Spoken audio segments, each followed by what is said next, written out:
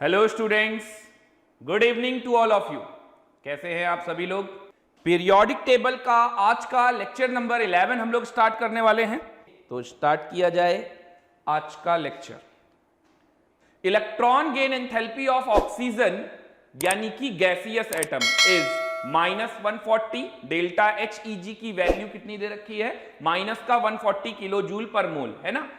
End of O minus ion is 740, plus में 740। Calculate the energy absorbed in the formation of oxide ion. तो आप लोग बताइए मुझे इसका आंसर क्या आ रहा है।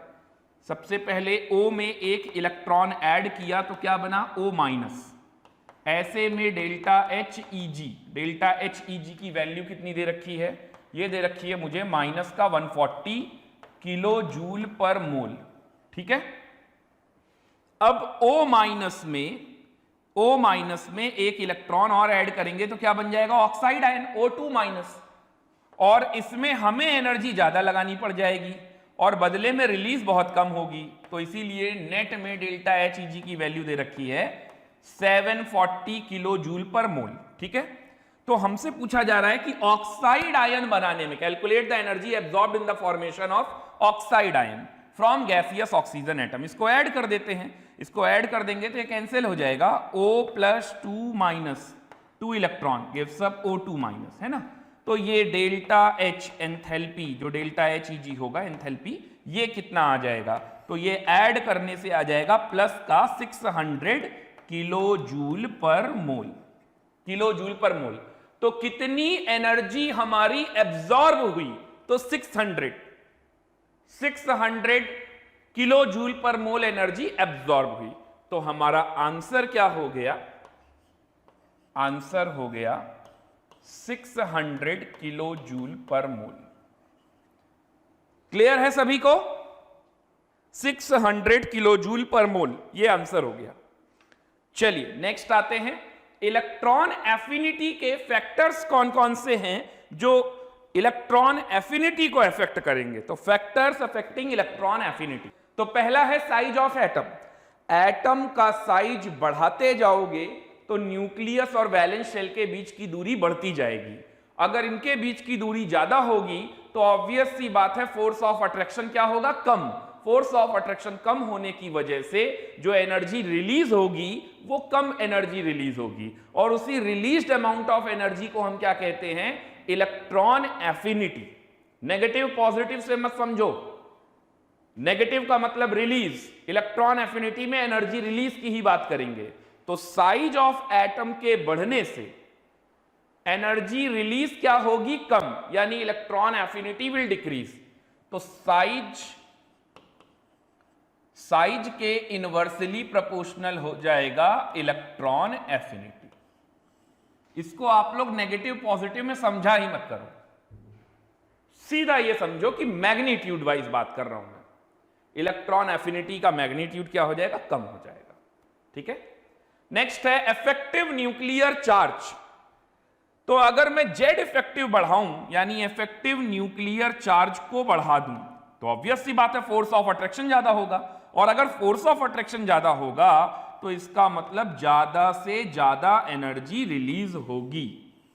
और चाहे हम आयनाइजेशन एनर्जी पढ़ें, चाहे हम इलेक्ट्रॉन एफिनिटी पढ़ें, और या फिर अगली प्रॉपर्टी अभी हम पढ़ने वाले हैं इलेक्ट्रोनिगेटिविटी, इन तीनों में ही ये बातें कॉमन है कि ये साइज के इनवर्सली प्रोपोर्शनल और जेड इफेक्टिव यानी कि इफेक्टिव न्यूक्लियर चार्ज के डायरेक्टली प्रोपोर्शनल होता है।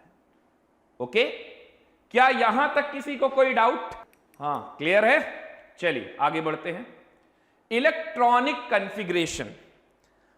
आयनाइजेशन एनर्जी में भी इलेक्ट्रॉनिक कॉन्फ़िगरेशन अपना एक अहम रोल प्ले करता था और इलेक्ट्रॉन एफिनिटी में भी करेगा। देखिए, जब आपने आयनाइजेशन एनर्जी पढ़ा था तो वहां पर मैंने आपको बताया था कि जब कुछ ना समझ में आए तो इलेक्ट्रॉनिक कॉन्फ़िगरेशन पे चले जाना। जिसका इलेक्ट्रॉनिक कॉन्फ़िगरेशन जितना ज्यादा स्टेबल, उस एटम से इलेक्ट्रॉन निकालने में उतनी ही ज्यादा एनर्जी लगेगी। यानी कि जो स्टेबल इलेक्ट्रॉनिक कॉन्फ़िगरेशन होता है उसका आयनाइजेशन एनर्जी ज्यादा होता है। अब यहां पर समझते हैं इलेक्ट्रॉन एफिनिटी में इलेक्ट्रॉनिक कॉन्फ़िगरेशन क्या काम कर रहा है। आप सोचिए इलेक्ट्रॉन एफिनिटी में तो आयनाइजेशन एनर्जी का उल्टा काम हो रहा है। तो अगर इलेक्ट्रॉन एफिनिटी में आयनाइजेशन एनर्जी का उल्टा काम हो रहा है, इसका मतलब यह हुआ कि यहां पर मुझे इलेक्ट्रॉन को ऐड करना पड़ रहा है। अब जब मैं यहां पर इलेक्ट्रॉन को ऐड करूंगा तो ऐसे में जो स्टेबल कॉन्फ़िगरेशन शो कर रहा है पहले से, वो हमारे इलेक्ट्रॉन को एक्सेप्ट नहीं करेगा, वो रिफ्यूज कर देगा। क्यों? क्योंकि वो स्टेबल है।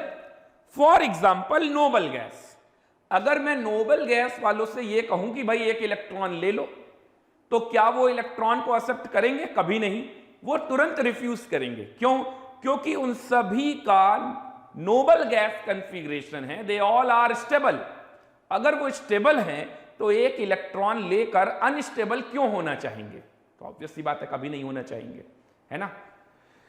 ये बिल्कुल वैसे ही है जैसे मैं आपसे कहूं कि भाई 11th में आ गए हो, क्या 10th क्लास दोबारा पढ़ना चाहोगे? तो नहीं पढ़ना चाहोगे। क्यों नहीं पढ़ना चाहोगे?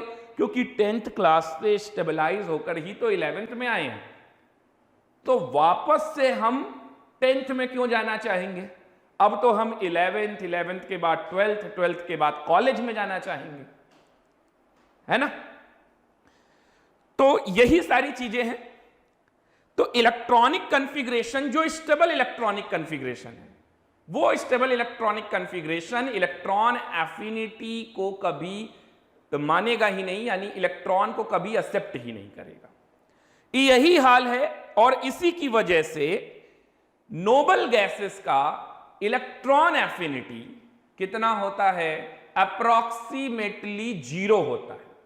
नोबल गैसेस की इलेक्ट्रॉन एफिनिटी अप्रॉक्सीमेटली 0 होती है। क्यों? क्योंकि वो स्टेबल से अनस्टेबल नहीं होना चाहेंगे। अगर आप एनर्जी, बहुत ज्यादा एनर्जी आप दोगे सिस्टम को, तो एनर्जी, आपकी दी हुई एनर्जी वो पॉजिटिव में गिनी जाएगी।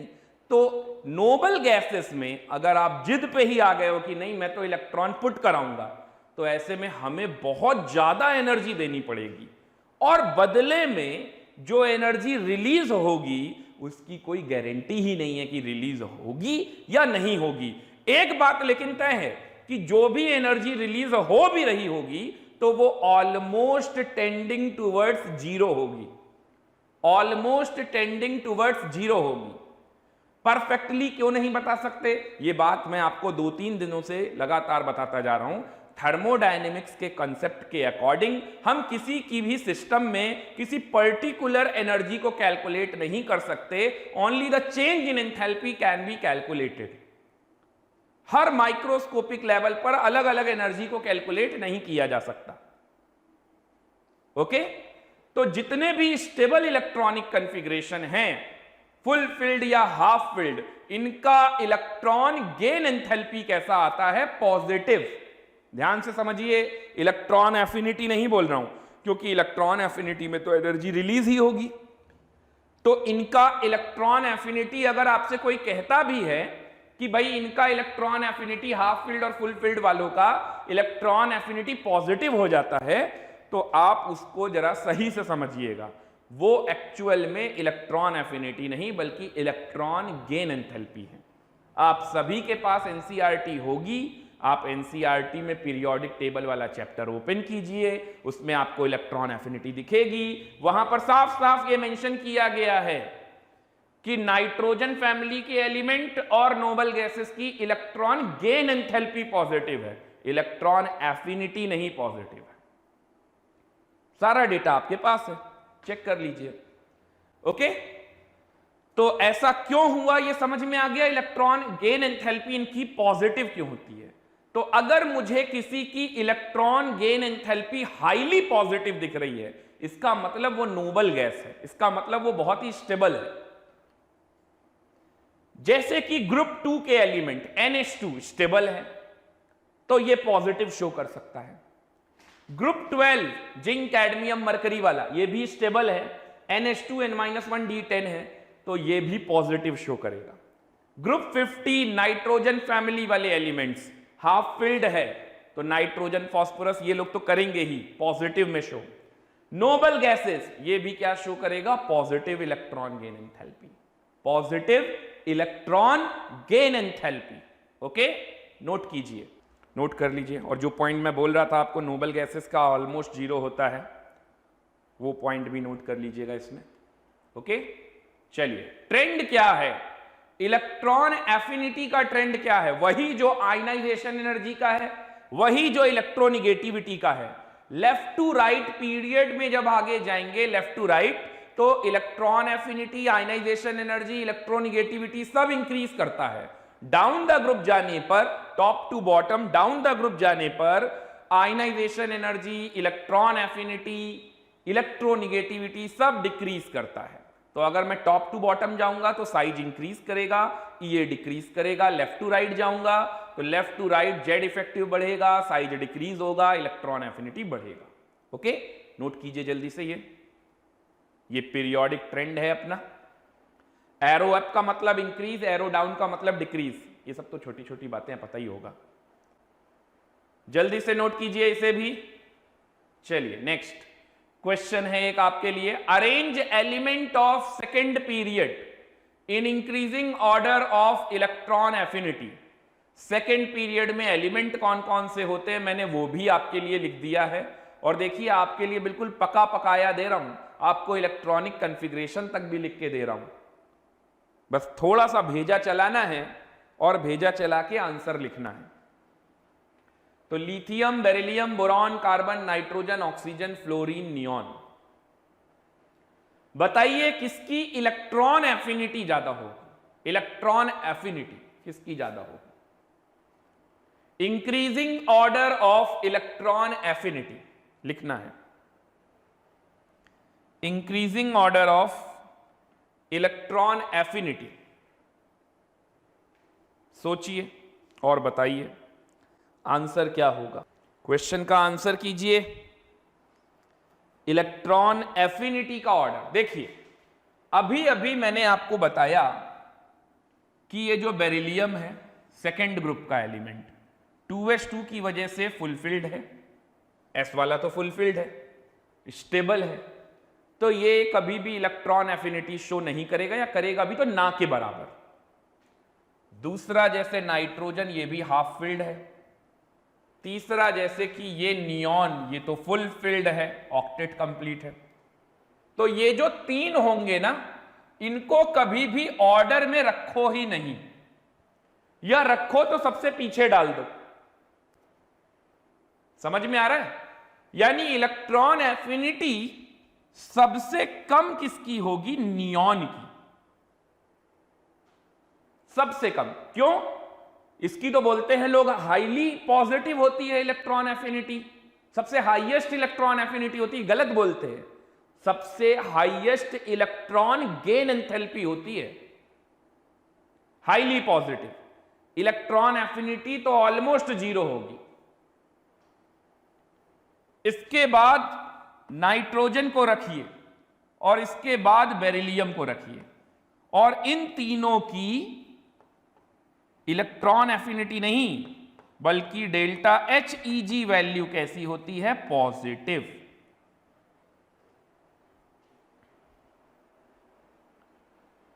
डेल्टा HEG वैल्यू इनकी कैसी होती है? पॉजिटिव। इलेक्ट्रॉन एफिनिटी तो कैलकुलेट ही नहीं कर पाओगे, नेट एंथैल्पी चेंज कैलकुलेट कर पाओगे। अब बाकियों के बारे में बात करते हैं। अभी कुछ दिनों पहले किसी ने मेरे पे से ये व्हाट्सएप पे क्वेश्चन भी पूछा, कोई स्टूडेंट था, मुझे मालूम नहीं नाम या याद है, तो यही सवाल था एग्जैक्टली। और वो साहब भी इस एलिमेंट को लेकर पूछ रहे थे। तो इन एलिमेंट को पहले बाहर करो, बाहर का रास्ता दिखाओ, और फिर अब जो बचे हैं उनकी बारे में बात करो। तो अब जो बचे हैं उनके बारे में अगर मैं बात करूं तो फ्लोरीन सबसे ज्यादा शो करेगा। फ्लोरीन, फ्लोरीन के बाद ऑक्सीजन, ऑक्सीजन के बाद और कौन बचा? कार्बन, कार्बन के बाद लिथियम और बोरॉन में लिथियम आगे रहेगा, और बोरॉन पीछे रहेगा। देखिए ऐसा क्यों?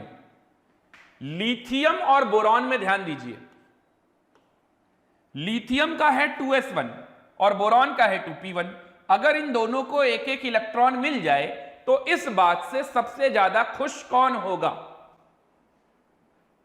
अगर मैं लिथियम और बोरॉन को बुलाऊं और कहूं मैं तुम दोनों को एक एक इलेक्ट्रॉन देना चाहता हूं, है ना, इस बात से सबसे ज्यादा चेहरा चमकेगा किसका? लिथियम का। क्यों? उसको पता है 2s1 से 2s2 होने वाला है, यानी स्टेबिलिटी बढ़ने वाली है। तो स्टेबिलिटी बढ़ने वाली है तो एनर्जी क्या होगी? रिलीज। एक बात ये भी ध्यान रखिएगा, केमिकल बॉन्डिंग आने वाला है अब। Stability is always inversely proportional to energy of the system. जैसे जैसे किसी सिस्टम से एनर्जी रिलीज होती जाएगी, सिस्टम की स्टेबिलिटी इंक्रीज होती जाएगी। ठीक है? तो बोरॉन और लिथियम में लिथियम को आगे कीजिएगा और बोरॉन को पीछे। तो ये है आंसर इलेक्ट्रॉन एफिनिटी का। अब बताइए, यहां तक कोई डाउट?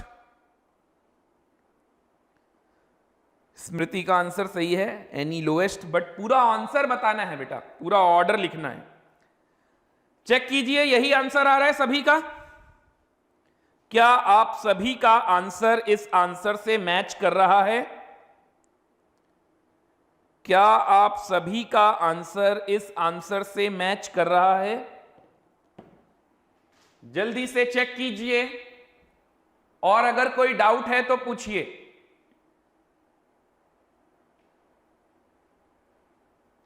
अगर कोई डाउट है तो पूछ लीजिए जल्दी से। ये था सेकेंड पीरियड, ऐसे ही थर्ड पीरियड का भी लिख लीजिएगा। ठीक है, चलिए नेक्स्ट आते हैं।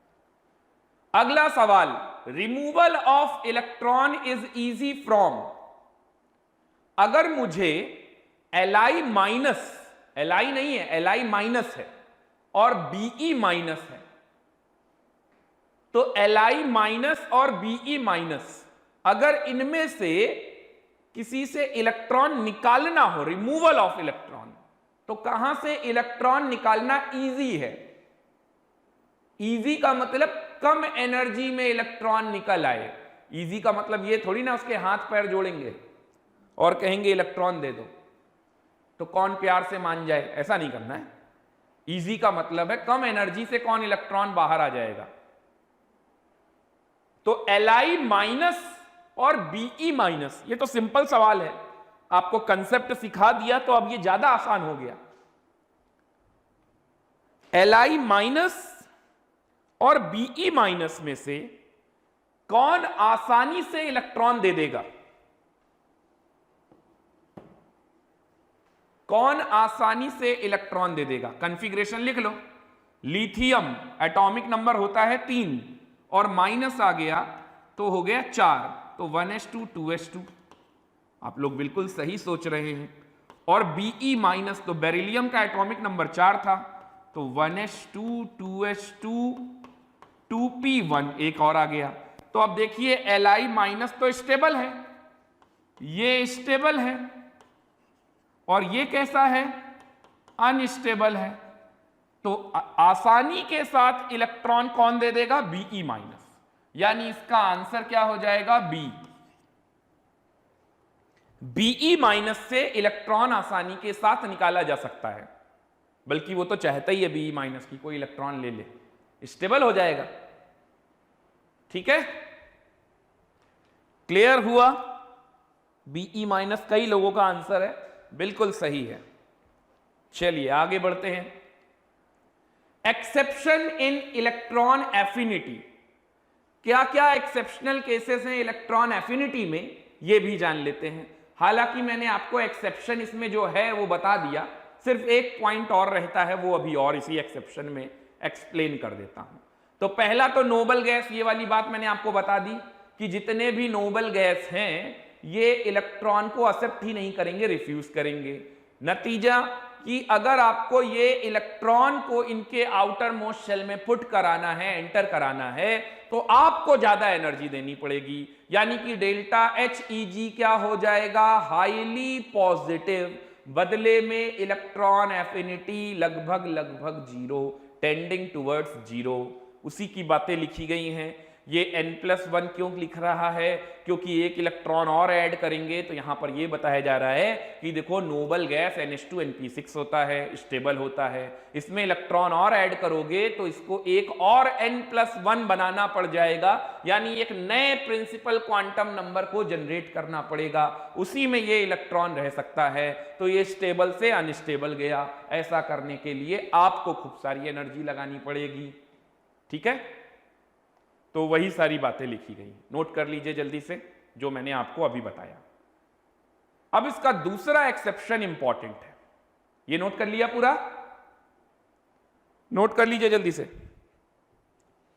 इसका दूसरा एक्सेप्शन जो है वो इंपॉर्टेंट है और उस पर बेस्ड हर साल कहीं ना कहीं क्वेश्चन पूछा ही जाता है। अब जैसे जेई मेन की बात करूं तो जेई मेन में इतने सारे सेट ऑफ पेपर बनते हैं तो पूछ लिया जाता है, नीट में भी पूछा जा सकता है और पूछा गया भी है। इवन अब तो स्कूल लेवल पे भी ये क्वेश्चन पूछा जाता है। वो क्वेश्चन क्या है? ग्रुप नंबर 16 और ग्रुप नंबर 17 में, ग्रुप नंबर 16 ऑक्सीजन फैमिली और ग्रुप नंबर 17 हैलोजन फैमिली में हम लोगों ने इलेक्ट्रॉन एफिनिटी का ऑर्डर पढ़ा था। लेफ्ट टू राइट आगे जाएंगे तो इंक्रीज, डाउन द ग्रुप नीचे जाएंगे तो डिक्रीज, है ना? तो इस हिसाब से अगर मैं आपसे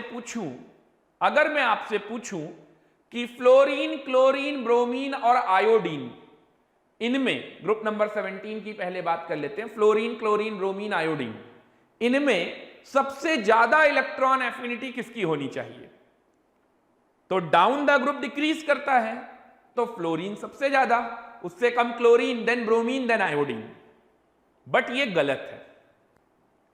इसका सही आंसर है सबसे ज्यादा chlorine, then fluorine, then bromine, then iodine.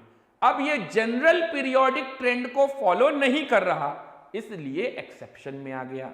लेकिन ये एक्सेप्शन का मतलब ये नहीं है कि ये ऐसा होता है और ऐसा एक्सपेरिमेंटल होता है और ऐसा बस होता है इसलिए आपको रटना है। तो ये इस तरीके से अगर पढ़ोगे तो दिक्कत में रहोगे। इसका प्रॉपर रीजन है क्यों ऐसा होता है आखिर, कि क्लोरीन की इलेक्ट्रॉन एफिनिटी फ्लोरीन से ज्यादा होती है। इवन ग्रुप नंबर 16 में भी यही देखने को मिलेगा कि थर्ड पीरियड वाले एलिमेंट की इलेक्ट्रॉन एफिनिटी सेकेंड पीरियड वाले एलिमेंट से ज्यादा होती है। यहां पर भी अपने को ग्रुप 16 में देखने को मिलेगा कि सल्फर की इलेक्ट्रॉन एफिनिटी ऑक्सीजन से ज्यादा है। यही इसी बात का एक्सेप्शन है। ठीक है, तो ऑक्सीजन और सल्फर में सल्फर की इलेक्ट्रॉन एफिनिटी ज्यादा है, फ्लोरीन और क्लोरीन में क्लोरीन की इलेक्ट्रॉन एफिनिटी ज्यादा है। तो पूरा ऑर्डर आप लिख लीजिएगा। तो ग्रुप 16 में और ग्रुप 17 में जो इलेक्ट्रॉन एफिनिटी का ऑर्डर है, पहले मैं ग्रुप 17 वाला बता देता हूं। सबसे ज्यादा Cl, then F, then Br, then I। Astatine की बात नहीं करेंगे, रेडियो एक्टिव है। ठीक है, और ऑक्सीजन फैमिली में भी सल्फर आगे, लेकिन डेटा वाइज जानकर आपको ताज्जुब होगा। आप लोग एनसीईआरटी अगर रखे हुए हैं तो ओपन कीजिए उसको और देखिए ऑक्सीजन, सल्फर, सेलेनियम, इन सब का डेल्टा HEG की वैल्यू दी गई है आपको। डेल्टा HEG की वैल्यू सल्फर की ज्यादा है।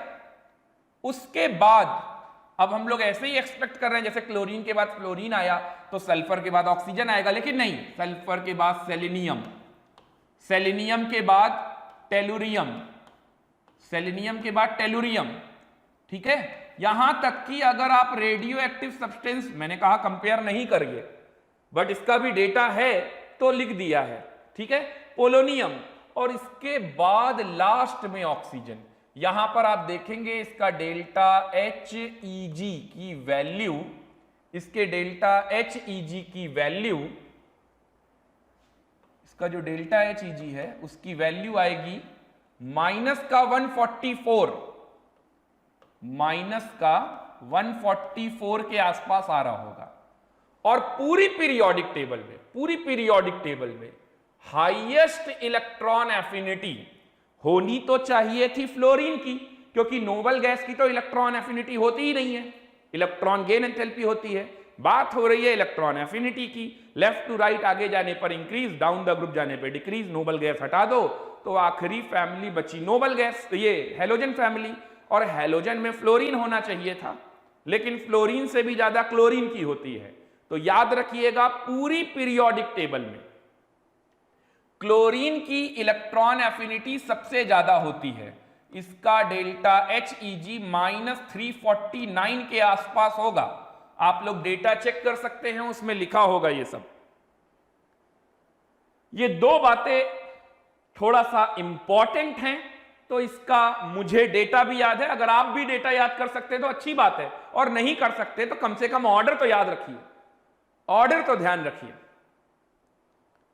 ऑक्सीजन फैमिली में तो अलग ही हो गया कि ऑक्सीजन की सबसे कम है।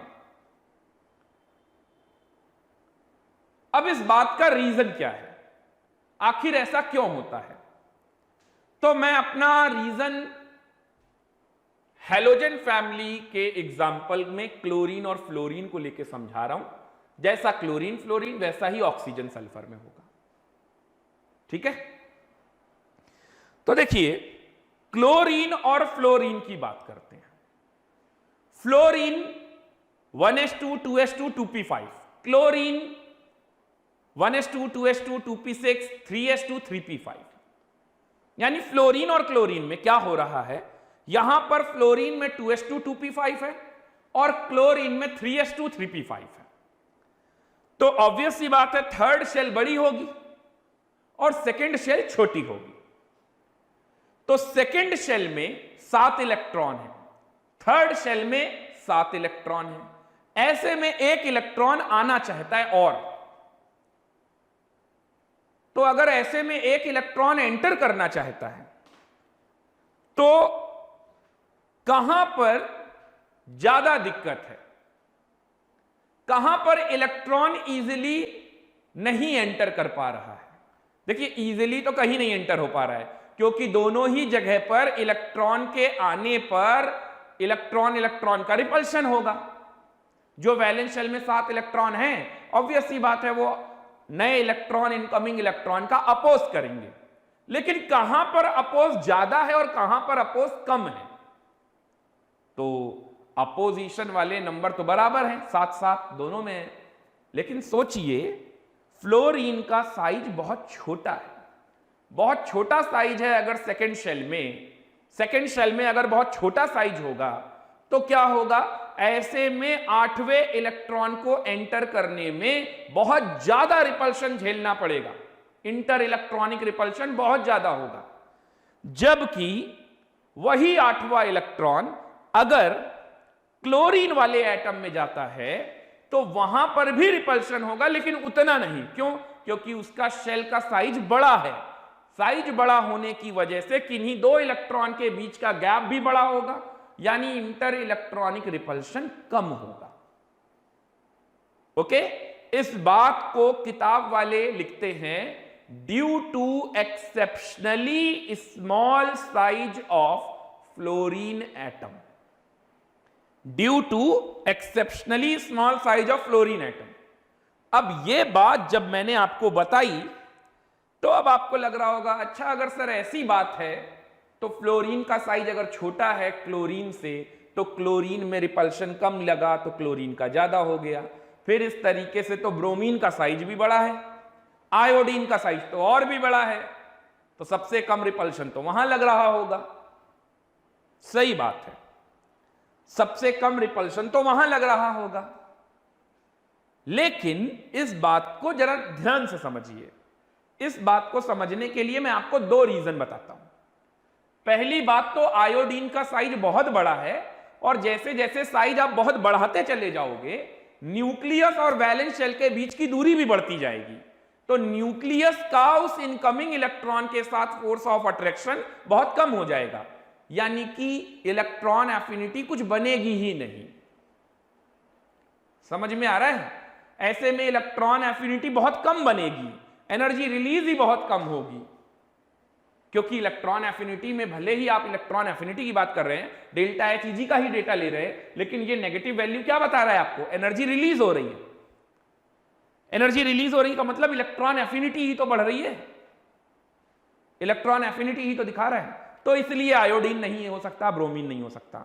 दूसरी बात ये कि फ्लोरीन और क्लोरीन में अगर कंपेयर किया जाए तो फ्लोरीन का साइज हद से ज्यादा छोटा है विद रेस्पेक्ट टू क्लोरीन। अच्छा, क्लोरीन और ब्रोमीन को अगर कंपेयर किया जाए तो क्लोरीन का साइज छोटा है, लेकिन उतना छोटा नहीं है क्लोरीन और ब्रोमीन में जितना कि फ्लोरीन का छोटा है फ्लोरीन और क्लोरीन को कंपेयर करते वक्त।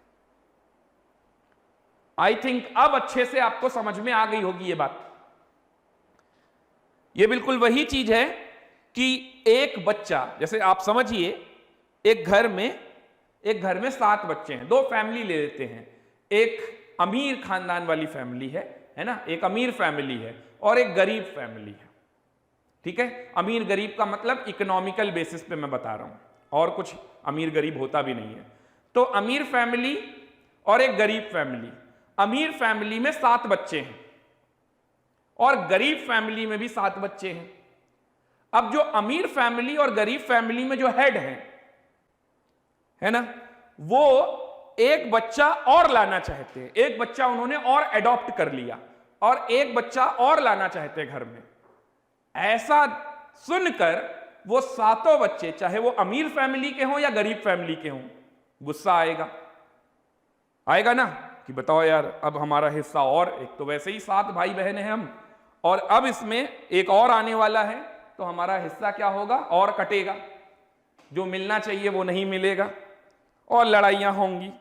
तो ऐसे में सोचिए, ऐसे में जब वो बच्चा गरीब फैमिली में 7 बच्चे जिसमें हैं, अगर उसमें वहां पर लाया जाए तो वहां पर तो डेली लड़ाई होगी और वो लड़ाइयों की आवाज सड़क तक जाएगी। क्यों? क्योंकि वो गरीब फैमिली है, छोटी फैमिली है। अब वहां पर छोटी फैमिली का मतलब है गरीब फैमिली है, वैसे तो नंबर में तो अच्छे खासे हैं, 7 बच्चे हैं वहां पर। तो मेरे कहने का मतलब यह है कि अगर गरीब फैमिली की अगर मैं बात करूंगा तो वहां पर तो पहले से ही साधन बहुत कम है। अब वहां पर हम एक और बच्चा लेके जा रहे हैं तो वहां पर क्या होगा? डेली लड़ाइयां होंगी और वो लड़ाइयां सड़क तक दिखाई देंगी। ऐसा नहीं है कि लड़ाई वो अमीर फैमिली में भी नहीं हो रही है, लेकिन वो अमीर है, वहां पर इतना स्पेस है कि वहां पर उनके जो लड़ाइयां हो रही हैं वो सड़क तक नहीं जा रही हैं, वो वहां तक नहीं दिखाई दे रही। मेरे कहने का मतलब सिर्फ इतना सा है कि यहां जो साइज छोटा होगा, उस साइज छोटे होने पे इंटर इलेक्ट्रॉनिक रिपल्शन इतना ज्यादा होगा, उस साइज छोटे होने पर इंटर इलेक्ट्रॉनिक रिपल्शन इतना ज्यादा होगा कि इलेक्ट्रॉन को एंटर करा पाना बिल्कुल ना के बराबर है। बहुत मुश्किल काम है, बहुत मुश्किल काम है। और इधर अगर हम देखें फिर भी एंटर होगा, क्योंकि इलेक्ट्रॉन एफिनिटी फ्लोरीन की भी अगर आप देखेंगे तो नेगेटिव ही आ रही होगी, डेल्टा एच ई जी की वैल्यू। ये नहीं कहेंगे कि एंटर होगा ही नहीं, एंटर होगा, और जब वो एंटर होगा तो एनर्जी रिलीज भी करेगा, लेकिन क्लोरीन में ज्यादा आसान है। अब बात आती है ऑक्सीजन और सल्फर की। चलिए ये बात तो समझ में आ गई, 3rd पीरियड का एलिमेंट है, वही फंडा लग जाएगा फिर से, सल्फर ज्यादा ऑक्सीजन कम। लेकिन भाई ये ऑक्सीजन इतना पीछे कैसे? This is because of energy released data. क्योंकि मुझे मालूम है कि इसकी जो 141 एनर्जी रिलीज हो रही है डेल्टा एच ई जी, ये सबसे कम है ऑक्सीजन फैमिली में, सिर्फ इसलिए मैं यहां पर ऑर्डर लिख पाया। तो यहां पर जो एनर्जी रिलीज हुई वो बहुत कम हुई, इस वजह से सिर्फ ऑर्डर ऐसा लिखा, और कुछ नहीं है। बाकी पूछा यही जाता है कि रीजन की ऑक्सीजन सल्फर और फ्लोरीन क्लोरीन, यानी 3rd पीरियड वाले एलिमेंट की इलेक्ट्रॉन एफिनिटी ज्यादा क्यों है 2nd पीरियड वाले एलिमेंट से। क्लियर हुआ? अभी कोई डाउट? यहां तक कोई डाउट? देख लीजिए जल्दी से, अगर कोई डाउट है तो पूछिए। ये जितनी कहानी मैंने आपको सुनाई वही लिखा गया है, नोट भी कर लीजिएगा। यहां तक किसी का कोई डाउट, कोई question?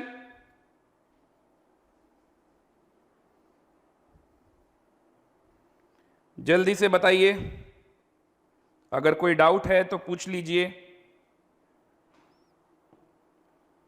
No doubt, okay.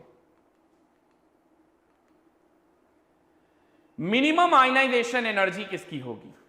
Ionization energy left to right आगे बढ़ती है, डाउन द ग्रुप डिक्रीज होती है। तो डाउन द ग्रुप अगर डिक्रीज होती है तो मिनिमम आयनाइजेशन एनर्जी किसकी होगी? कई बार आपको ऐसे सवाल मिलेंगे, पीरियोडिक टेबल में आपको 10-10 डीपीपी मिली हैं, असाइनमेंट भी मिला है, उसको पूरा लगाना आप चालू कर दीजिए, पूरा कंप्लीट हो जाना चाहिए। संडे का टाइम है और संडे के टाइम में आपको पूरा हर डीपीपी और असाइनमेंट लगा लेनी है, ओके। इसके बाद कुछ क्वेश्चंस ऐसे हैं जो आपसे नहीं बनेंगे, जो कि मैंने एडवांस लेवल पे डीपीपी दी है, उसके कुछ क्वेश्चंस, एक खास करके एक क्वेश्चन है जो डायमंड जैसा है, इस तरह से ट्राइंगल टाइप का नीचे आ रहा है ना, उसमें कई सारा कॉम्प्रिहेंशन टाइप का है, वो क्वेश्चन मैं अगली क्लास में डिस्कस भी करूंगा। थ्योरेटिकली आज हम ये पूरा चैप्टर फिनिश कर देंगे और इससे रिलेटेड जो कुछ अच्छे क्वेश्चंस हैं जो कि मुझे मालूम है परेशान करते हैं हर साल बच्चों को, तो वो क्वेश्चंस हम लोग ट्यूसडे वाली क्लास में डिस्कस करेंगे, ओके। तो मिनिमम आयनाइजेशन एनर्जी किसकी होगी? आयनाइजेशन एनर्जी मिनिमम याद रखना मोस्ट रिएक्टिव मेटल की होगी। और मोस्ट रिएक्टिव मेटल कौन से होते हैं? Alkali metal. Alkali metal are most reactive metal. अब उन एल्कली मेटल्स में भी मोस्ट रिएक्टिव में क्या हो जाएगा? यहां पर सीजियम में चला जाएगा। तो मोस्ट रिएक्टिव मेटल्स ग्रुप 1 वाले एलिमेंट को हम लोग कहते हैं एल्कली मेटल्स को कहते हैं। इसकी आयनाइजेशन एनर्जी सबसे कम होती है। मैक्सिमम इलेक्ट्रॉन एफिनिटी किसकी होती है? मैक्सिमम इलेक्ट्रॉन एफिनिटी होती है मोस्ट रिएक्टिव नॉन मेटल, यानी कि ग्रुप नंबर 17। तो मोस्ट रिएक्टिव नॉन मेटल कौन सी फैमिली है? Group number 17। और अब तो हमें पता ही चल गया है मैक्सिमम इलेक्ट्रॉन एफिनिटी का मतलब पूरी पीरियोडिक टेबल की बात की जा रही है, तो वो कौन है? क्लोरीन। फ्लोरीन नहीं, क्लोरीन, ठीक है। अब बात की जा रही है maximum ionization energy and minimum electron affinity. Ionization energy तो मैक्सिमम हो और इलेक्ट्रॉन एफिनिटी मिनिमम हो, ऐसा कौन हो सकता है? लीस्ट रिएक्टिव नॉन मेटल, यानी कि नोबल गैस। नोबल गैसेस जितने भी हैं उन सबका आयनाइजेशन एनर्जी बहुत हाई और इलेक्ट्रॉन एफिनिटी बहुत कम। याद रखिएगा, इलेक्ट्रॉन एफिनिटी मिनिमम है लेकिन इलेक्ट्रॉन गेन एंथैल्पी कैसा होगा? Highly positive. Electron gain enthalpy कैसा होगा? Highly positive. Highly positive. Note कर लीजिए ये पॉइंट्स, ये भी इंपॉर्टेंट पॉइंट्स हैं। आपके कई क्वेश्चंस इन 3 पॉइंट से बन जाएंगे। मैंने टेबल वाले सवाल भी दे रखे हैं, ABCD करके बताओ मोस्ट रिएक्टिव मेटल कौन है, लीस्ट रिएक्टिव मेटल कौन है ना, मोस्ट रिएक्टिव नॉन मेटल कौन है, वो सब पहचानने के लिए आपको इन्हीं 3 पॉइंट का सहारा लेना पड़ेगा। चलिए आगे बढ़ते हैं। इलेक्ट्रोनिगेटिविटी। इलेक्ट्रोनिगेटिविटी क्या होता है? What is electronegativity? सबसे पहले एक दोस्त ढूंढो, उस दोस्त की, उस फ्रेंड की वीक पॉइंट ढूंढो कि उसके अंदर क्या क्या कमियां हैं, उसके कौन कौन से वीक पॉइंट हैं। फिर उसको ऑफर दो कि मेरे साथ बिजनेस करो, बिजनेस में आधे पैसे तुम लगाओ, आधे पैसे मैं लगाऊं। ठीक है, ध्यान से सुनना। सबसे पहले एक दोस्त ढूंढो, उस दोस्त के वीक पॉइंट ढूंढो। जब उस दोस्त के वीक पॉइंट मिल जाए, अच्छे से समझ में आ जाए, फिर उसको ऑफर करो कि एक बिजनेस करो मेरे साथ, और बिजनेस में आधे पैसे तुम लगाओ, आधे पैसे मैं लगाऊं। फिर आपको तो पता ही है कि आपका जो दोस्त है वो कमजोर है, वो क्या क्या कर सकता है वो सब आपको पता है। फिर पूरा का पूरा बिजनेस अपने नाम कर लो। यही है इलेक्ट्रोनिगेटिविटी। कुछ समझ आया? कुछ समझ आया? चलिए केमिस्ट्री की लैंग्वेज में आपको समझा देता हूं इलेक्ट्रोनिगेटिविटी क्या होता है। The relative tendency of an element, the relative tendency of an element to attract the shared pair electron towards itself is called electronegativity. Relative tendency of an element to attract the shared pair electron towards itself, which is covalently bonded, is called electronegativity. तो ये देखिए, ये हैं दो दोस्त A और B, ठीक है. आधा पैसा A ने लगाया, आधा पैसा B ने लगाया, यानी एक कोवेलेंट बॉन्ड बनाने के लिए एक इलेक्ट्रॉन इसने लगाया, एक इलेक्ट्रॉन इसने लगाया. अगर A ज्यादा इलेक्ट्रोनिगेटिव हुआ, लेट कर लेते हैं, if A is more electronegative than B, यानी कि A ज्यादा ताकतवर है किससे? B से. अब इलेक्ट्रोनिगेटिविटी ही पढ़ रहे हैं इस बात को, इसीलिए मैंने आपको जनरल बातें बताई थी कि सबसे पहले एक दोस्त ढूंढो और उसके वीक पॉइंट ढूंढो. आपका दोस्त वीक है, आप ज्यादा स्ट्रांग हो. क्या किया? ये जो पैसे लगाए गए थे बिजनेस में बराबर बराबर, ये आपने अपनी तरफ खींच लिए. तो आपकी इसी नियत को, आपकी इसी टेंडेंसी को क्या बोला गया है केमिस्ट्री में? इलेक्ट्रोनिगेटिविटी. अब पढ़िए, the relative tendency of an element to attract the shared pair electron. Electron कैसा होना चाहिए? Shared pair. और शेयर्ड पेयर के लिए बॉन्ड बनाना जरूरी है, कोवेलेंटली बॉन्डेड होना चाहिए. Towards itself is called electronegativity. तो जो मोर इलेक्ट्रोनिगेटिव होगा उस पे ये डेल नेगेटिव, डेल का मतलब पार्शियल चार्ज. पार्शियल क्यों लगाया है ये भी पूछ सकते हैं आप. बॉन्ड अभी टूटा नहीं है, हम ये बता रहे हैं कि इलेक्ट्रॉन जो बॉन्ड में है वो किसकी तरफ शिफ्ट हो रहा है? ए की तरफ. बॉन्ड जब टूट जाएगा तो फुल माइनस फुल प्लस लगा देना. जब तक नहीं टूटा है डेल नेगेटिव डेल पॉजिटिव लगता है. याद रखना, आजकल ऑर्गेनिक में भी पढ़ रहे होगे इफेक्ट, उसमें भी इलेक्ट्रोमैरिक इफेक्ट ऐसे ही पढ़ाया जाता है. डेल आता है, पार्शियल चार्ज आता है. जब कहते हैं कि इलेक्ट्रॉन शिफ्ट हो रहा है तो कभी भी फुल प्लस फुल माइनस नहीं लगा सकते, तब ऐसे में डेल नेगेटिव और डेल पॉजिटिव का ही यूज करते हैं. अगर बी ज्यादा इलेक्ट्रोनिगेटिव हुआ, बी ज्यादा ताकतवर हुआ, तो उसका उल्टा होगा. समझ गए इलेक्ट्रोनिगेटिविटी? चलिए आगे बताता हूं. Value of electronegativity depend upon ionization energy and electron affinity. दोनों पर डिपेंड करता है. कुछ साइंटिस्ट हैं, उन्होंने अपने अपने स्केल बताए हैं, जैसे कि Pauling scale, Mulliken scale, Alfred Rochow scale. तो हम यहां पर 3 स्केल पर बात करने वाले हैं इलेक्ट्रोनिगेटिविटी के लिए. 3 स्केल की बात करेंगे, Pauling scale, Mulliken scale and Alfred Rochow scale. तो सबसे पहला है पॉलिंग स्केल. पॉलिंग स्केल के अकॉर्डिंग इलेक्ट्रोनिगेटिविटी कैसे डिफाइन की जाए? तो पॉलिंग ने रेजोनेंस एनर्जी से रिलेट किया है. Pauling relate the resonance energy, del A B को रेजोनेंस एनर्जी बोल रहे हैं किसी molecule A B molecule. A covalently bonded है बी के साथ और उसकी रेजोनेंस एनर्जी कैलकुलेट करना चाह रहे हैं. यहां पर यह लेट कर लिया गया है कि ए की इलेक्ट्रोनिगेटिविटी ज्यादा है बी से. तो electronegativity of A and B are XA and XB. वैसे यहां एक्सए और एक्सबी बना है, बट इलेक्ट्रोनिगेटिविटी को सिंबल समझाने के लिए चाई बनाया जाता है. ऐसा होता है. अब वो सिंबल है नहीं कंप्यूटर में, तो इसलिए एक्स लिख दिया. चाई बोलते हैं, चाई. चाहिए चाई बी, तो चाहिए इज ग्रेटर देन चाई बी.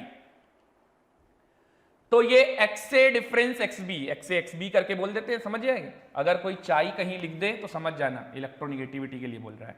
तो एक्सए डिफरेंस एक्सबी, ये जो एक्सए माइनस एक्सबी है, ये 0.208 under root delta A B इसके बराबर है. ये कैलकुलेट किया गया है रिजल्ट, ये फॉर्मूला है. अब यहां पर जो डेल्टा ए बी है वो कैसे देखा जाता है? जो बॉन्ड एनर्जी है, ये ई ऑफ ए बी क्या है? Bond energy. Bond energy of A B experimentally minus bond energy of A B theoretically. ये थ्योरेटिकली वाली कैलकुलेट भी करते हैं. थर्मोडायनेमिक्स आने दीजिए, वहां पर कैलकुलेट करना सिखाएंगे. थर्मोकेमिस्ट्री थर्मोडायनेमिक्स में, थर्मोडायनेमिक्स में तो नहीं लेकिन थर्मोकेमिस्ट्री में होता है ये. फिजिक्स में सिर्फ थर्मोडायनेमिक्स है, केमिस्ट्री में थर्मोडायनेमिक्स के साथ साथ थर्मोकेमिस्ट्री भी है। तो थर्मोकेमिस्ट्री वाले जब यूनिट स्टार्ट करेंगे तो उसमें आपको बताऊंगा कैसे बॉन्ड एनर्जी कैलकुलेट करते हैं। ओके, तो experimental value minus theoretical value, bond energy का डिफरेंस, ये डेल्टा ए बी आता है, इस डेल्टा ए बी को यहां लगा देना है। हो सकता है आपसे कभी भी कुछ ऐसा पूछ लिया जाए कि बताओ इलेक्ट्रोनिगेटिविटी क्या होगी, या आपसे पूछ लिया जाए कि बताओ, अब यहां पर देखिए आपको समझ में आ रहा है एक्सपेरिमेंटल माइनस थ्योरेटिकल यहां लिखना है, एक्स ए और एक्स बी, यानी कि आपके पास 4 डेटा हो गए। कौन कौन से? एक बॉन्ड एनर्जी ए बी की एक्सपेरिमेंटल वैल्यू, एक थ्योरेटिकल वैल्यू, एक इलेक्ट्रोनिगेटिविटी ऑफ ए, एक इलेक्ट्रोनिगेटिविटी ऑफ बी। इन 4 में से कोई 3 डेटा देकर एक अननोन कर देगा और आपसे क्वेश्चन पूछ लेगा। तो आपको यह फॉर्मूला याद होना चाहिए, ठीक है। जैसे मान लीजिए ए की इलेक्ट्रोनिगेटिविटी देके बी की पूछ ले, हो सकता है, बिल्कुल पॉसिबल है। ई ए बी बॉन्ड एनर्जी है। ओके, किसी भी आयनिक कंपाउंड में एक्सपेरिमेंटली बॉन्ड एनर्जी की वैल्यू ज्यादा होती है थ्योरेटिकल वाले से। अब आपके सबसे ज्यादा काम की बात, इलेक्ट्रोनिगेटिविटी का ऑर्डर, वो लिख लीजिए, इलेक्ट्रोनिगेटिविटी का ऑर्डर। तो ऑर्डर ऑफ इलेक्ट्रोनिगेटिविटी है, सबसे ज्यादा इलेक्ट्रोनिगेटिविटी किसकी होती है? एफ, देन ओ, देन एन। एन और सीएल अप्रॉक्स होता है, स्लाइटर ग्रेटर होता है एन। तो ये कैसे याद करना है? F O N C L, फिर इसके बाद बी आर, फिर इसके बाद आई और एस और सी अप्रॉक्सीमेटली होते हैं, फिर इसके बाद P approximately H.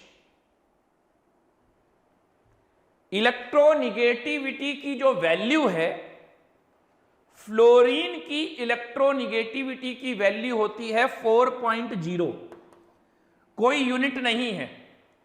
Electronegativity fluorine की एक आर्बिट्री वैल्यू ये असाइन कर दी गई, ठीक है। आप एनसीईआरटी पढ़ोगे तो उसमें लिखा होगा कि ये फ्लोरीन की आर्बिट्री वैल्यू असाइन कर दी गई, यानी कि इसकी कोई यूनिट नहीं है। ये देखा गया कि सबसे ज्यादा इलेक्ट्रोनिगेटिविटी किसकी है? फ्लोरीन की, तो उसकी एक ये वैल्यू बना दी गई और इसके रिस्पेक्ट में बाकी सबको अरेंज कर दिया गया इलेक्ट्रोनिगेटिविटी के टर्म में। तो ऑक्सीजन की होती है 3.5, नाइट्रोजन और क्लोरीन की लगभग 3, अप्रॉक्सीमेटली 3, ब्रोमीन की 2.8, ISC अप्रॉक्सीमेटली 2.5, P और H अप्रॉक्सीमेटली 2.1। इतना अगर आप याद कर ले गए तो पूरा इलेक्ट्रोनिगेटिविटी में से कुछ भी आपको और याद करने की जरूरत नहीं। इससे आपका 11th और 12th जेई और नीट सबका काम चल जाएगा, ठीक है। FONCl Br ISC PH, fluorine की 4, ऑक्सीजन की 3.5, N और Cl की 3, Br की 2.8, ISC इनकी अप्रॉक्सीमेटली सबकी बराबरी होती है लगभग 2.5 और P और H के लिए 2.1। नोट कर लीजिए यहां तक। तो ये बात आप सभी को जरूर पता होनी चाहिए, ठीक है। ये था पॉलिंग स्केल। अब बात करते हैं मुलिकन स्केल। मुलिकन और पॉलिंग में रिलेशन भी है और वो पॉलिंग स्केल की जो वैल्यू आएगी इलेक्ट्रोनिगेटिविटी की वो मुलिकन में ही समझा दूंगा। तो नेक्स्ट हेडिंग डालेंगे मुलिकन स्केल। मुलिकन स्केल के according electronegativity is the arithmetic mean of ionization energy and electron affinity.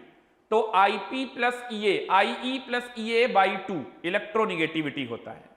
Mulliken scale और पॉलिंग स्केल में क्या रिलेशन है? Mulliken scale is equal to 2.8 times of the Pauling scale. यानी अगर मैं Pauling scale के according in terms of Mulliken scale electronegativity define करूं तो according to Pauling scale electronegativity is equal to Mulliken scale upon 2.8। Electronegativity is equal to Mulliken scale upon 2.8 और Mulliken scale के according Mulliken scale के according IE plus EA/2 होता है, तो वो value यहां रखेंगे तो ये आ जाएगा IE प्लस EA अपॉन 5.6।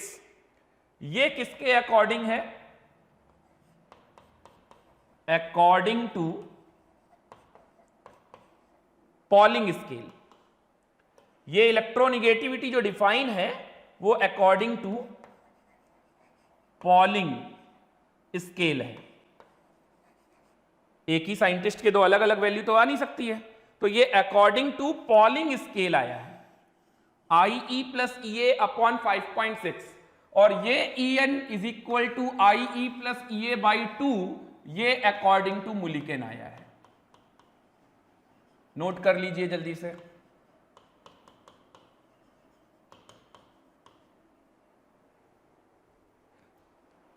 अब लास्ट बचता है एल्फ्रेड रॉचो स्केल।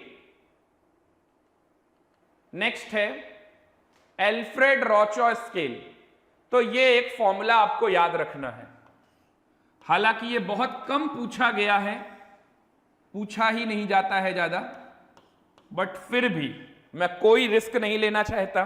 पढ़ रहे हैं तो पूरा पढ़िए। Electronegativity is equal to 0.359 into zed effective upon R square plus 0.744। बड़ा आड़ा तिरछा फॉर्मूला है। जेड इफेक्टिव आप पहले से ही जानते हैं, जेड माइनस सिग्मा होता है, जहां पर सिग्मा क्या है? स्क्रीनिंग कांस्टेंट, और आर क्या है? Covalent radius. जिसकी भी आप इलेक्ट्रोनिगेटिविटी निकाल रहे हैं उसके जो बॉन्ड लेंथ होगी उससे कोवैलेंट बॉन्ड की जो कोवैलेंट रेडियस होगी उसके बारे में बात हो रही है। ओके, तो ये था हमारा एल्फ्रेड रॉचो स्केल। नेक्स्ट है फैक्टर्स अफेक्टिंग इलेक्ट्रोनिगेटिविटी। 2-3 फैक्टर तो मैंने आपको ऐसे ही बता दिया। साइज के क्या होगा? Inversely proportional. आप खुद ही सोचिए, साइज बड़ा कर दोगे तो अट्रैक्ट करने की टेंडेंसी क्या हो जाएगी? कम, और साइज छोटा होगा तो अट्रैक्ट करने की टेंडेंसी क्या होगी? ज्यादा। तो पहला है साइज ऑफ एटम, उसके इनवर्सली प्रोपोर्शनल। दूसरा है न्यूक्लियर चार्ज, उसके डायरेक्टली प्रोपोर्शनल। तीसरा है चार्ज ऑन कैटायन। यहां से समझिए, जैसे जैसे कैटायन पे चार्ज मैं बढ़ाता जाऊंगा इलेक्ट्रोनिगेटिविटी इंक्रीज करती जाएगी। तो कैटायन पर चार्ज बढ़ेगा अगर, यानी कि पॉजिटिव चार्ज जैसे जैसे इंक्रीज करूंगा, पॉजिटिव चार्ज इंक्रीज करने से इलेक्ट्रॉन का लॉस दिख रहा है और उसकी वजह से जेड इफेक्टिव बढ़ता दिख रहा है, और जेड इफेक्टिव के बढ़ जाने की वजह से उसकी इलेक्ट्रोनिगेटिविटी भी क्या होगी? ज्यादा होगी। ओके, तो चार्ज ऑन कैटायन के डायरेक्टली प्रोपोर्शनल है इलेक्ट्रोनिगेटिविटी। जैसे मुझसे अगर कोई पूछे कि Fe, Fe2+ और Fe3+, इनमें से इलेक्ट्रोनिगेटिविटी किसकी ज्यादा होगी, तो देखिए Fe2+ और Fe3+ में Fe3+, Pb2+ और Pb4+ में Pb4+, Mn2+, 4+, 6+, 7+ में सबसे ज्यादा। जैसे जैसे कैटायन में चार्ज बढ़ता जाएगा वैसे वैसे इलेक्ट्रोनिगेटिविटी भी बढ़ती जाएगी। एनायन में इसका जस्ट उल्टा, क्योंकि एनायन में अगर नेगेटिव चार्ज आप बढ़ाते चले गए तो रिपल्शन बढ़ता जाएगा, यानी उससे साइज बढ़ता जाएगा, और साइज के बढ़ने से इलेक्ट्रोनिगेटिविटी वैल्यू कम होती जाएगी। यानी कि एनायन के केस में अगर आप चार्ज बढ़ाओगे तो इलेक्ट्रोनिगेटिविटी डिक्रीज होगी, कैटायन के केस में अगर आप चार्ज बढ़ाओगे तो उससे इलेक्ट्रोनिगेटिविटी वैल्यू भी बढ़ेगी। क्लियर हुआ? तो in case of anion Z effective decrease होगा, इलेक्ट्रोनिगेटिविटी डिक्रीज होगा। तो चार्ज ऑन एनायन के इनवर्सली प्रोपोर्शनल। जैसे n minus N2 minus N3 minus, तो n माइनस का सबसे ज्यादा है इलेक्ट्रोनिगेटिविटी, उससे कम N2 माइनस, उससे कम N3 माइनस, और अगर n को कंपेयर करोगे तो n सबसे आगे होगा। ठीक है, ये वही है जैसे O। अब मुझे जैसे कि एक क्वेश्चन में यहां पर ले लेता हूं, अगर मुझे O, O+, O2+, O-, O2- में अगर मुझे इलेक्ट्रोनिगेटिविटी का ऑर्डर लिखने को मिल जाए, तो अगर मुझे इलेक्ट्रोनिगेटिविटी का ऑर्डर लिखने को मिले तो मैं लिखूंगा O2+ सबसे ज्यादा, then O+, then O, then O-, और सबसे कम इलेक्ट्रोनिगेटिविटी किसकी आएगी? O2- की। ओके, नोट कीजिए जल्दी से, इस पॉइंट को भी नोट कीजिए।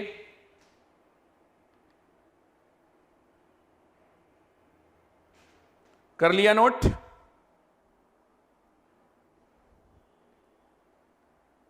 तो कैटायन में चार्ज बढ़ाते चले जाओगे तो इलेक्ट्रोनिगेटिविटी इंक्रीज करती जाएगी, एनायन में चार्ज बढ़ाओगे तो इलेक्ट्रोनिगेटिविटी डिक्रीज होगी।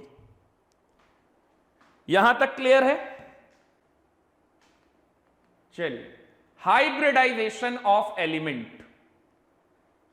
कई बार ऐसा होता है कि एलिमेंट सेम दिखता है, कार्बन कार्बन एक ही जैसा है, लेकिन वहां पर भी उसकी इलेक्ट्रोनिगेटिविटी अलग अलग होती है। यह बात डिपेंड करता है हाइब्रिडाइजेशन। हालांकि मैंने केमिकल बॉन्डिंग अभी नहीं पढ़ाया है, इसके बाद केमिकल बॉन्डिंग जो अगला चैप्टर आ रहा है उसमें पढ़ाऊंगा मैं आपको, लेकिन कुछ बातें आपको समझ लेनी है क्योंकि वो इलेक्ट्रोनिगेटिविटी से रिलेटेड है, तो यहां लिखना ही पड़ेगा। Electronegativity is directly proportional to percentage of s character. S character के डायरेक्टली प्रोपोर्शनल होता है, यानी जिसका एस कैरेक्टर ज्यादा उसकी इलेक्ट्रोनिगेटिविटी भी ज्यादा। कई बार ऐसा होगा आपके साथ, जैसे जैसे आप आगे पढ़ते जाओगे आपको सेम एलिमेंट दिखेंगे लेकिन उनकी भी इलेक्ट्रोनिगेटिविटी अलग अलग है। इसका मतलब है वो अलग अलग बॉन्डेड स्टेट में है और उनका परसेंटेज ऑफ एस कैरेक्टर अलग अलग आ रहा है। अगर एस कैरेक्टर भी सेम आ जाए तब तो 100% सेम होगा, है ना, लेकिन अगर एस कैरेक्टर डिफरेंट है तो इलेक्ट्रोनिगेटिविटी ज्यादा आएगी, एस कैरेक्टर ज्यादा होगा तो इलेक्ट्रोनिगेटिविटी भी ज्यादा आएगी। जैसे हाइब्रिडाइजेशन अभी सिर्फ 3 टाइप की पढ़ते हैं, sp, sp2 और sp3। sp, sp2 और sp3, इसके बारे में मैं कुछ भी नहीं बताना चाहता हूं अभी, क्योंकि ये केमिकल बॉन्डिंग में ये पूरा चैप्टर में अच्छे से हम पढ़ेंगे क्या होता है कैसे होता है ना। बताने में कम से कम 2 क्लासें चाहिए, तो इसलिए अभी कोई बात नहीं करेंगे। सिर्फ हाइब्रिडाइजेशन ऐसी होती है भाई, sp होता है, sp2 होता है, sp3 होता है। तो sp वाले में परसेंटेज ऑफ s कैरेक्टर कितना होगा, तो देखिए एक s है एक p है तो इसका मतलब हाफ है, तो 50%। एक s है 2 p है तो इसका मतलब 1/3 है, एक s है 3 p है तो इसका मतलब हो गया 1/4। तो परसेंटेज ऑफ s कैरेक्टर ऐसे आ गया। तो यानी कि अगर कोई element, same element, sp hybridization show करे, sp2 शो करे, sp3 शो करे, तो sp वाले की इलेक्ट्रोनिगेटिविटी सबसे ज्यादा, उससे कम sp2, उससे कम sp3। एग्जाम्पल के तौर पे ये देखिए, जब कार्बन कार्बन ट्रिपल बॉन्ड बनाते हैं तो यहां पर कार्बन की हाइब्रिडाइजेशन sp आती है, ठीक है। ये पूरा डिटेल में मैं आपको सिखाऊंगा कैसे आती है, ये केमिकल बॉन्डिंग में बात करेंगे। अभी के लिए सिर्फ आप याद कर लीजिए कि जब ट्रिपल बॉन्ड होता है तो sp, हमेशा के लिए नहीं याद करने के लिए बोल रहा हूं, केमिकल बॉन्डिंग आएगा तो एक एक चीजें समझेंगे कैसे हो रहा है, ठीक है। बट अभी अब उन चीजों पे बात नहीं करा जाए तो ज्यादा बेटर है। जब कार्बन डबल बॉन्ड बनाता है तो वहां पर sp2 होता है, और जब कार्बन सिंगल बॉन्ड बनाता है तो ये sp3 होता है। अब है तो कार्बन, लेकिन कार्बन की इलेक्ट्रोनिगेटिविटी तीनों में अलग अलग है। तो सबसे ज्यादा कार्बन की इलेक्ट्रोनिगेटिविटी कहां है, यहां पर, उसके बाद यहां पर, और उससे सबसे कम यहां पर। अब देखिए इन दोनों कार्बन को अगर आप देखें तो ये भी sp है, ये भी sp है, ये भी कार्बन है, ये भी कार्बन है, तो इन दोनों की सेम है इलेक्ट्रोनिगेटिविटी। इन दोनों की इलेक्ट्रोनिगेटिविटी क्या है, सेम है। इसका ऑर्डर आप बना लीजिए, electronegativity of carbon in carbon, triple bond carbon में सबसे ज्यादा, डबल बॉन्ड में उससे कम, सिंगल बॉन्ड में सबसे कम।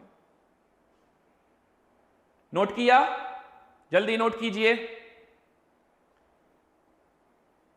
ओके, तो ये था हाइब्रिडाइजेशन, हाइब्रिडाइजेशन से रिलेटेड। ट्रिपल बॉन्ड वाले का sp, डबल वाले का sp2, सिंगल वाले का sp3। अभी सिर्फ इतना ही याद रखिए, यही मंत्र है। चलिए ये अरेंज करके दिखाइए, arrange all carbon in decreasing order of electronegativity. ये कार्बन के नीचे नंबर लिखा गया है 1 2 3 4 5 6 7 8 9। आपको अरेंज करना है इनकी इलेक्ट्रोनिगेटिविटी में, यानी कि मैं आपसे यह कहना चाह रहा हूं कि आप अगर इनका हाइब्रिडाइजेशन बता ले गए तो आपको आंसर मिल जाएगा। जैसे ये देखिए ट्रिपल बॉन्ड बना रहे हैं तो ये sp होगा, ये वाला भी sp होगा। फिर ये सिंगल बॉन्ड बना रहा है हर जगह, कहीं डबल नहीं बना रहा, तो ये sp3 होगा। फिर ये देखिए इस कार्बन ने यहां तो सिंगल है लेकिन इधर डबल बॉन्ड बनाया, अगर डबल बॉन्ड बनाया तो ये sp2 होगा, इसने भी डबल बॉन्ड बनाया तो ये sp2 होगा, इस कार्बन ने चारों सिंगल बॉन्ड ही बनाए तो sp3 होगा, इस कार्बन ने क्या किया है, इस कार्बन ने भी डबल बॉन्ड इधर से बनाया तो sp2 होगा, इस कार्बन ने दो डबल बॉन्ड बनाया, ये तो सिखाया ही नहीं, तो ये sp ही होगा, और ये वाले कार्बन ने डबल बॉन्ड एक बनाया तो sp2 होगा। अब बताइए सबसे ज्यादा इलेक्ट्रोनिगेटिविटी कहां देखने को मिल रही है, तो सबसे ज्यादा इलेक्ट्रोनिगेटिविटी मुझे कहां देखने को मिल रही है, sp हाइब्रिडाइजेशन यहां है, sp यहां है, और sp कहां पर है 2 पे, तो 2 बराबर 8 बराबर 9, यहां पर सबसे ज्यादा इलेक्ट्रोनिगेटिविटी है। उसके बाद sp के बाद क्या देखना है, sp2, तो बताइए sp2 वाले कौन कौन से हैं, 1 इज इक्वल टू, और कौन है sp2, 3 इज इक्वल टू, और कौन है sp2, 5, और कौन है 6 ये, और सबसे कम इलेक्ट्रोनिगेटिविटी sp3 वालों की, इधर से देखिए sp3 कौन आ रहा है, ये आ रहा है 4th नंबर और ये 7 नंबर, 4 नंबर और 7 नंबर, तो 4 और 7, 4 इक्वल टू 7 ये, तो इस तरह से आपको निकालना था आंसर। क्लियर हुआ, नोट कीजिए जल्दी से,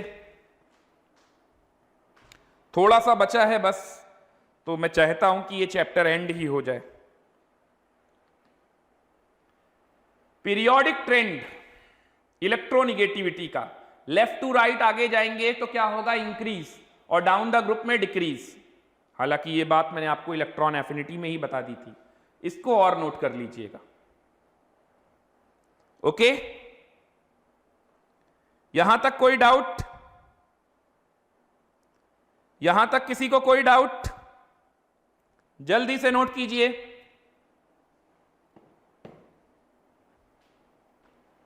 ये था इलेक्ट्रोनिगेटिविटी का ट्रेंड और फैक्टर।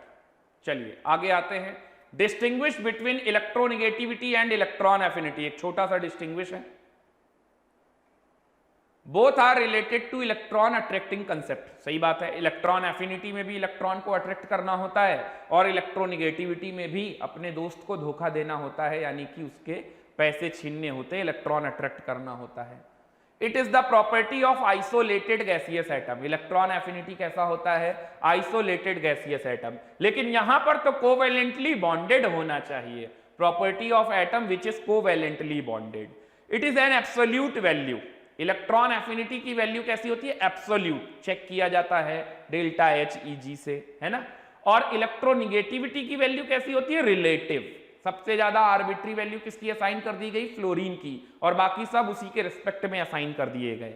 इलेक्ट्रॉन एफिनिटी की यूनिट होती है इलेक्ट्रॉन वोल्ट पर एटम, किलो जूल पर मोल, किलो कैलोरी पर मोल, जबकि electronegativity is a unitless. Fluorine की 4, ऑक्सीजन की 3.5, क्लोरीन की 3, ये सब वैल्यू लिखी थी, यहां पर सिर्फ 2 ही लिखी है। ओके, इसको और नोट कर लीजिए, इसको भी नोट कर लीजिए।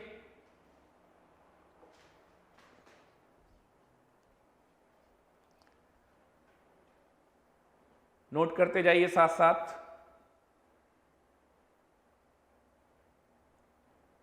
अगले टॉपिक पे आऊं, चलिए next, application of electronegativity. Electronegativity का एप्लीकेशन पार्ट क्या है, पहला है नॉमेनक्लेचर। देखिए जो भी मोर इलेक्ट्रोनिगेटिव एटम होता है उसके नाम के आगे आईडीई लगा देते हैं, सफिक्स। जैसे कि ये सब छोड़िए, आप सिंपल सा सोचिए, NaCl का नाम आप क्या बोलते हो, सोडियम क्लोराइड। तो सोडियम क्लोराइड में Na और Cl में कौन ज्यादा इलेक्ट्रोनिगेटिव है, क्लोरीन। तो क्लोरीन के नाम के आगे आप क्या लगा रहे हैं, IDE, suffix IDE, sodium chloride. इसी तरह से कैटायन के लिए IUM लगाया जाता है, सोडियम क्लोराइड। ठीक है, तो यहां पर यही बताया गया। ये सिर्फ मेटल नॉन मेटल की बात नहीं है, अगर नॉन मेटल की बात करोगे तो वहां पर भी यही आएगा। जैसे ICl में तो I और Cl दोनों ही नॉन मेटल हैं, लेकिन आयोडीन से ज्यादा इलेक्ट्रोनिगेटिव क्लोरीन है, तो क्या बोलेंगे? Iodine chloride. PCl3 phosphorus trichloride, PCl5 phosphorus pentachloride. यानी मोर इलेक्ट्रोनिगेटिव के नाम के आखिरी में सफिक्स क्या यूज किया जा रहा है? IDE। ठीक है, आगे फिर कभी रेडॉक्स में आपको बताऊंगा, जब रेडॉक्स चैप्टर स्टार्ट करेंगे तो एनायन के लिए IDE, ITE, ATE ये as per their oxidation state हम लगाते हैं। चलिए नेक्स्ट एप्लीकेशन पार्ट बहुत इंपॉर्टेंट है। How to define the percentage of ionic character in any bond. किसी केमिकल बॉन्ड में अगर मुझे परसेंटेज ऑफ आयनिक कैरेक्टर निकालना हो, इसके दो ही फॉर्मूले होते हैं। एक इलेक्ट्रोनिगेटिविटी से फॉर्मूला बनता है जो कि हम अभी पढ़ने वाले हैं, और एक केमिकल बॉन्डिंग में पढ़ेंगे डाइपोल मोमेंट से। सिर्फ दो ही फॉर्मूले हैं पूरे केमिस्ट्री में, ठीक है, परसेंटेज ऑफ आयनिक कैरेक्टर निकालने के लिए।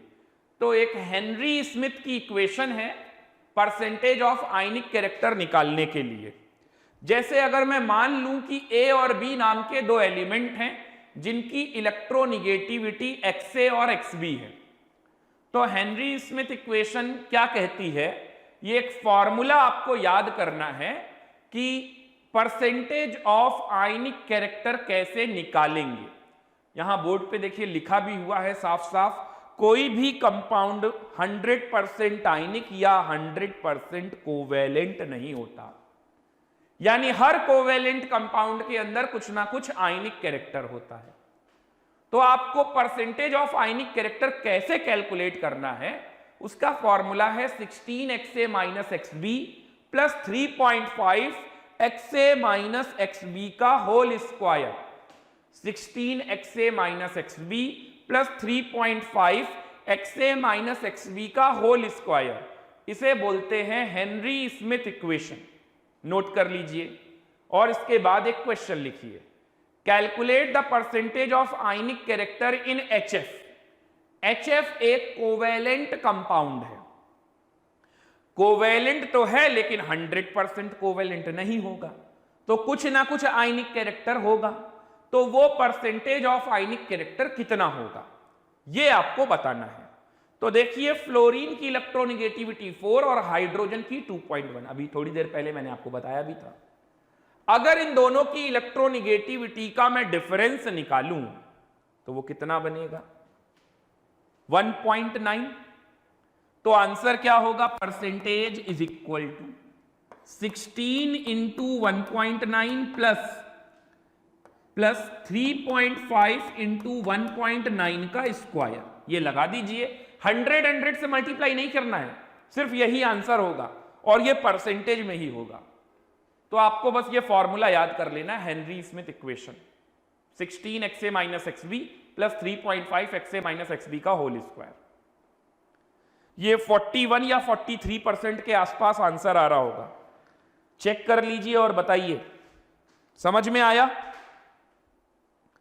कोई डाउट यहां तक? तो ये था हमारा percentage of ionic character. Next है स्ट्रेंथ ऑफ बॉन्ड। जितना ज्यादा इलेक्ट्रोनिगेटिविटी डिफरेंस होगा, बॉन्ड की स्ट्रेंथ उतनी ही ज्यादा होगी। जितना ज्यादा इलेक्ट्रोनिगेटिविटी डिफरेंस होगा, बॉन्ड की स्ट्रेंथ उतनी ही ज्यादा होगी। जैसे HF, HCl, HBr, HI, सबसे ज्यादा स्ट्रॉन्ग बॉन्ड कौन सा है? HF। क्यों? इलेक्ट्रोनिगेटिविटी डिफरेंस सबसे ज्यादा है। Then HCl, then HBr, then HI। ये सवाल पूछा भी जाता है कई बार, बॉन्ड स्ट्रेंथ का ऑर्डर लिखो। अभी केमिकल बॉन्डिंग आएगा तो उसमें बॉन्ड पैरामीटर में पूछा जाएगा कि बॉन्ड स्ट्रेंथ का ऑर्डर लिखो, तो इलेक्ट्रोनिगेटिविटी डिफरेंस देखकर लिख सकते हैं किसी कोवेलेंट बॉन्ड में, किसी कोवेलेंट कंपाउंड में। Okay, metallic and non metallic character के बारे में बात करते हैं। एक एप्लीकेशन पार्ट ये भी है, metallic and non metallic character. तो जो ज्यादा इलेक्ट्रोनिगेटिव होगा उसका नॉन मेटेलिक नेचर होगा, जो लेस इलेक्ट्रोनिगेटिव होगा उसका मेटेलिक कैरेक्टर होगा। तो कौन नहीं जानता, सिंपल सी बात है। लो ईएन वाला क्या होगा, मेटेलिक कैरेक्टर शो करेगा। हाई ईएन वाला हो क्या करेगा, नॉन मेटेलिक कैरेक्टर शो करेगा। ओके, मेटल आयनिक बॉन्ड का फॉर्मेशन करता है, नॉन मेटल क्या करेगा, कोवेलेंट बॉन्ड बनाएगा, उसका नेचर एसिडिक होने वाला है। चलिए अगला point, nature of AOH type, बहुत बहुत इंपॉर्टेंट एप्लीकेशन पार्ट है, ध्यान रखिएगा। थोड़ा सा टाइम और लूंगा, ये पूरा चैप्टर फिनिश होने वाला है, तो इसको बीच में नहीं छोड़ेंगे। ओके, तो for nature of AOH type compound, ये AOH टाइप कंपाउंड से क्या समझते हैं आप? देखिए, मुझे यह जानना है कि ये AOH टाइप का कंपाउंड एसिड होगा कि बेस। चलिए आप बताइए, अगर मैं AOH लिख दूं तो ये एसिड है कि बेस? AOH लिख दूं तो ये एसिड होगा कि बेस होगा? बताइए, ये एसिड होने वाला है कि बेस होने वाला है? AOH। अब इसकी शक्ल तो बेस से मिल रही है, NaOH, KOH, लेकिन यहीं पर हम लोग गलती करते हैं और यहीं पर हमारे अच्छे टाइप के जो सवाल होंगे, मैंने एक कॉम्प्रिहेंशन दिया होगा, एक क्वेश्चन ऐसे मिले होंगे आपको जिसमें AOH टाइप के कंपाउंड से रिलेटेड क्वेश्चन है। तो देखिए बोला भी गया है बेस, ऐसे नहीं बता सकते कि ये बेस है या एसिड है। हाँ, एक बात कंफर्म है कि अगर मैं AOH को ब्रेक करूं और ये OH माइनस आयन दे दे, ठीक है, अगर ये पानी में डिसॉल्व करने पर OH माइनस आयन दे देता है तो ये बेस है, और अगर ये पानी में जाने पर H प्लस आयन देता है तो ये एसिड है। तो ऐसे आप कभी भी नहीं बोल सकते कि जिसकी शक्ल में आपको OH दिख रहा है वो हमेशा बेस होगा, वो एसिड भी हो सकता है। ये बात आपको समझ में आ रही है या नहीं आ रही है? चलिए एक बात और समझाता हूं आपको। जैसे मान लीजिए ये लिखा है BOH होल थ्राइस, बताइए आप ये एसिड है कि बेस है? BOH होल थ्राइस, बताइए ये एसिड है कि बेस है? बताइए ये एसिड है कि बेस है? अब इन सब की शक्ल पे तो OH लिखा है, और OH वाले बेस होते भी हैं, कई लोग बेस बोल रहे हैं। चलिए ध्यान से देखिए, ये एसिड है, कैसे? मैंने H3BO3 का चेहरा थोड़ा सा बदल दिया, बोरिक एसिड, लेकिन आपको OH दिख रहा है तो आपको बेस दिख रहा है। बोरिक एसिड एसिड ही तो होता है, नाम में ही एसिड है। ये भी एसिड है, इसमें मैंने आपको देखिए बेवकूफ बनाया, H2SO4 का चेहरा बदल दिया, चेहरा बदल दिया थोड़ा सा H2SO4 का, तो आप पहचान नहीं पाए। ये भी एसिड है, कैसे? HNO3 नाइट्रिक एसिड, ये सब आपने 9th-10th में पढ़ा होगा। तो ये एसिड है, सब एसिड है, दिखा? जितने भी मैंने एग्जाम्पल लिखे वो सब एसिड के लिखे। तो हम कैसे पहचानेंगे कि ये एसिड है कि बेस? अभी तो चलिए बोरॉन, सल्फर, नाइट्रोजन और ये सब हमारे कहीं ना कहीं पढ़े हुए एग्जाम्पल थे। जब एग्जाम्पल पढ़े हुए भी नहीं होंगे तब ये कैसे जानेंगे? तो देखिए, उसके लिए मैं आपको बताता हूं क्या करना है। आप ये AOH बॉन्ड ऐसे बना लीजिए। हमें अच्छे से पता है, अभी थोड़ी देर पहले मैंने आपको बताया था, ऑक्सीजन की इलेक्ट्रोनिगेटिविटी 3.5 होती है, हाइड्रोजन की 2.1 होती है। तो 3.5 और 2.1 में कितने का डिफरेंस आ गया? 1.4 का इलेक्ट्रोनिगेटिविटी डिफरेंस, ठीक है ना? इलेक्ट्रोनिगेटिविटी डिफरेंस कितना आ गया? ये आ गया। अब यहां पर A जो एलिमेंट है ये अननोन है,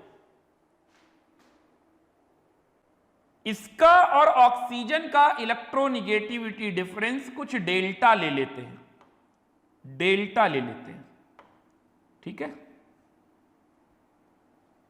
समझ आ रहा है सबको? क्या सभी को कॉन्सेप्ट क्लियर हो रहा है मैं ये क्या कर रहा हूं? आप AOH को ऐसे लिख लीजिए और इलेक्ट्रोनिगेटिविटी डिफरेंस ऐसे मार्क कर लीजिए। अब देखिए ये बॉन्ड कहां से टूटेगा, अगर आपको यह पता चलने लग जाए तो आप तुरंत बता दोगे। तो देखिए, if delta is greater than 1.4, इसका मतलब इधर का इलेक्ट्रोनिगेटिविटी डिफरेंस ज्यादा है।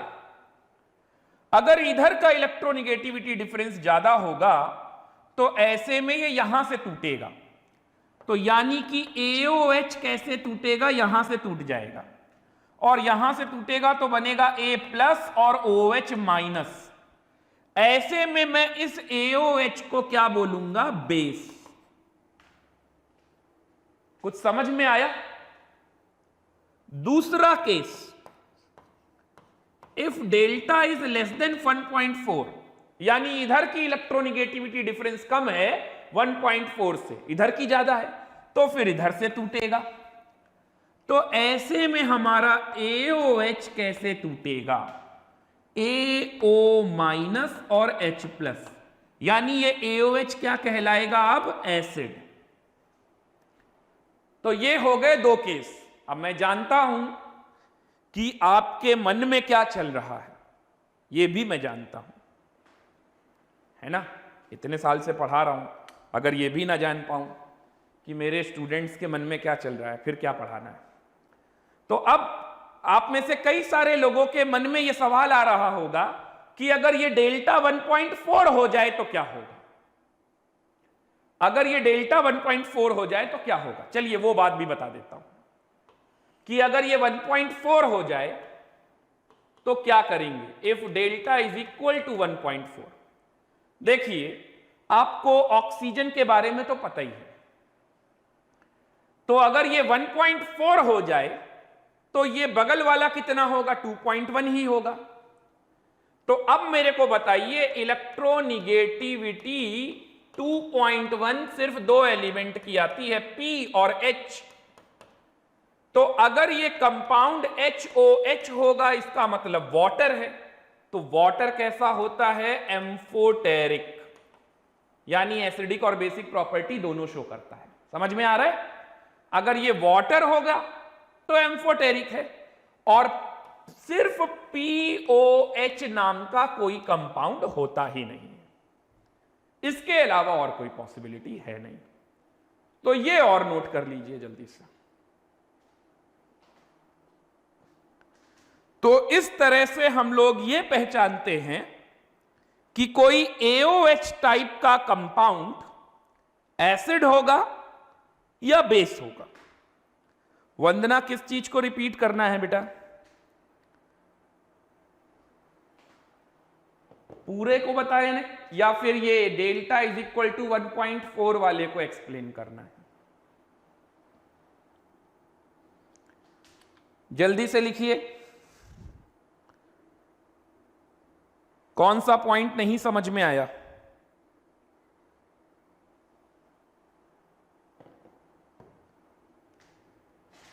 भाई या तो इलेक्ट्रोनिगेटिविटी डिफरेंस 1.4 से छोटा होगा या तो बड़ा होगा। अगर बड़ा होगा तो इसका मतलब इधर इलेक्ट्रोनिगेटिविटी डिफरेंस ज्यादा है। जिधर इलेक्ट्रोनिगेटिविटी डिफरेंस ज्यादा होगा वहीं से ब्रेक होगा बॉन्ड। तो अगर AOH यहां से ब्रेक होगा तो OH माइनस दे रहा है, और अगर OH माइनस आयन दे रहा है तब बेस है AOH। और अगर इलेक्ट्रोनिगेटिविटी डिफरेंस यहां 1.4 है और यहां 1.4 से कम है, इसका मतलब इलेक्ट्रोनिगेटिविटी डिफरेंस यहां ज्यादा है। अगर यहां ज्यादा होगा तो यहां से ब्रेक होगा, जब यहां से ब्रेक होगा तो ये AO माइनस और H+ आयन बनाएगा, इसका मतलब हमारा AOH क्या है, एसिड। अब ऐसे में बच्चों का डाउट सिर्फ इतना सा होता है कि सर अगर यहां पर 1.4 के बराबर हो जाएगा तब क्या होगा। सोचो 1.4 के बराबर 2.1 इलेक्ट्रोनिगेटिविटी किसकी बताई थी, सिर्फ दो एलिमेंट की, P और H। तो या तो ये HOH होगा, तब वो क्या होगा, ना एसिड ना बेस, एम्फोटेरिक बोलेंगे। Water is amphoteric. एम्फोटेरिक क्या होता है? जो एसिडिक और बेसिक दोनों प्रॉपर्टी शो करे। और POH अगर लगा दोगे तो POH नाम का कोई कंपाउंड एग्जिस्ट ही नहीं करता। POH नाम का कोई कंपाउंड एग्जिस्ट ही नहीं करता। ओके, क्या अब आपको समझ में आ गया वंदना? मैंने पूरा एक्सप्लेन कर दिया। क्या अभी किसी को कोई डाउट? जल्दी से देखिए, क्या अभी यहां तक में किसी को कोई डाउट?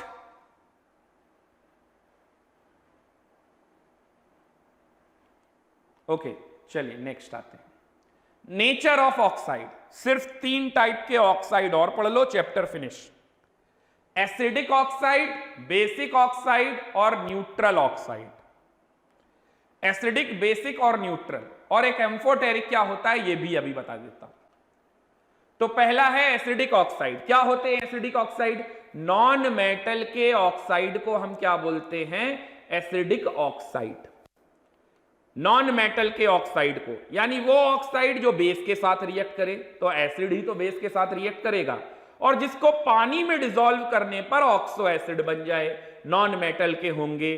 तो ये ऑक्सो एसिड क्या होता है? जब नॉन मेटल ऑक्सीजन और हाइड्रोजन बॉन्डेड हो, यानी नॉन मेटल के साथ OH बॉन्ड डायरेक्टली जुड़ा हो। नॉन मेटल के साथ OH बॉन्ड डायरेक्टली जुड़ा हो, जैसे H2SO4 is a oxo acid. Oxo acid बोलिए या ऑक्सी एसिड बोलिए, एक ही बात है। ठीक है। और अगर नॉन मेटल के साथ OH नहीं बल्कि H जुड़ा है तो उसको बोलते हैं हाइड्रा एसिड, जैसे HF, HCl, HBr, HI। तो ये भी इंपॉर्टेंट पॉइंट है, नोट कर लीजिए। तो इनको बोला जाता है एसिडिक ऑक्साइड। ओके, और ये ऑक्सो एसिड और हाइड्रा एसिड का फॉर्मेशन करते हैं। नॉन मेटल के ऑक्साइड ही ऑक्सो एसिड बनाएंगे। Non metal oxides are acidic in nature, जैसे कि CO2, SO2, SO3, P4O6, P4O10। Non metal के जो भी ऑक्साइड्स है ये एसिडिक है। हालांकि कुछ नॉन मेटल के ऑक्साइड न्यूट्रल भी होते हैं, उन पे भी बात करेंगे। कार्बन डाइऑक्साइड कैसा है? एसिडिक नेचर है। ये कैसे पता चलेगा? अभी तक तो ऐसे पता करते थे कि एसिड वो होता है जो H+ आयन दे दे पानी में डिसॉल्व करने पर, लेकिन जिस एसिड के पास H ही ना हो उसको कैसे पहचानोगे? वो ये देखेंगे कि कितने OH- आयन के साथ रिएक्ट कर रहा है। तो क्या वो OH- आयन एक्सेप्ट करता है? बिल्कुल कर रहा है, तो वो एसिड है। ऐसे में कार्बन डाइऑक्साइड क्या कहलाएगा? एसिड कहलाएगा। ध्यान रखिएगा, जिस एसिड में H ना हो उसको कैसे पहचानना है। ठीक है। कार्बन डाइऑक्साइड वाटर मिलकर क्या बनाता है? Carbonic acid.